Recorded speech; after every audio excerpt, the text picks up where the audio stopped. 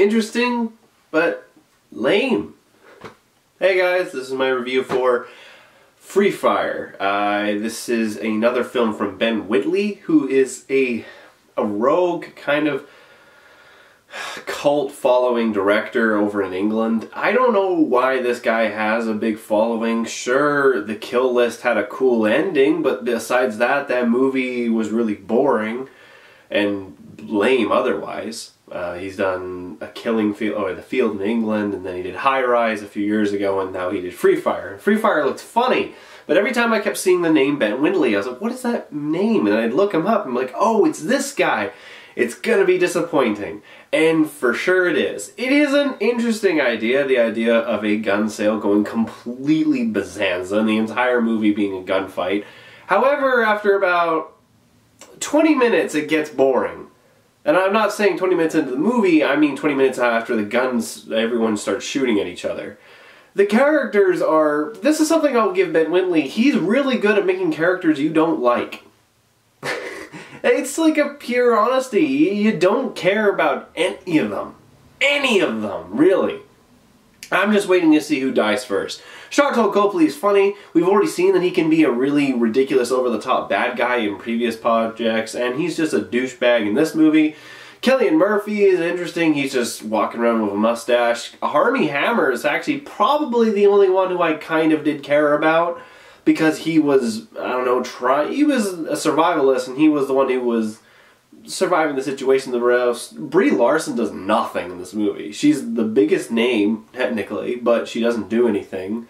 And so does everyone else. The whole point of this movie is the idea of a chaotic situation and how everything goes wrong and how it just spirals and people lose track of whose side they're on. It's interesting. There are some parts that were cool, but I don't know, it just started to really drag. And I find that whenever I'm in this sort of position in a movie theater, that's when I know that the movie's lost me. Or at least it's not engaged me. I remember I was like that throughout all of Ghost in the Shell. And this movie had a cool idea, like I said, but just like other Ben Whitley ideas, they just fell on their face and they didn't really live up to anything. It's a funny time. The two things I will say that are good about this movie is, one, the audio design is fantastic. The idea of just having a giant room and then gunfire going off in different directions and having it bounce off stuff. There's good audio design. Also, the background audio of conversations going off when we're focusing on other people and we're hearing people off in the background. Sharlto Copley was a large portion of that, but that was funny. Everything else was lame. That's an essential word I can put this movie into. Free Fire is lame. It's not interesting. You're not going to remember it. It's got some funny moments, but for the entire time you're sitting there and wondering, oh, who's going to make it to the end? And then in the end, that doesn't even matter, really. So, in the end, I'm going to give Free Fire a 2 out of 7. I thought this was just a pointless movie. Nothing came of it. I was sitting there bored for a large portion of this movie, and there was nothing that really kept me going. There were some funny parts, I'll give it that, but I could never watch this again. It was so boring. And then the gunfights too. The gunfights really weren't really that interesting.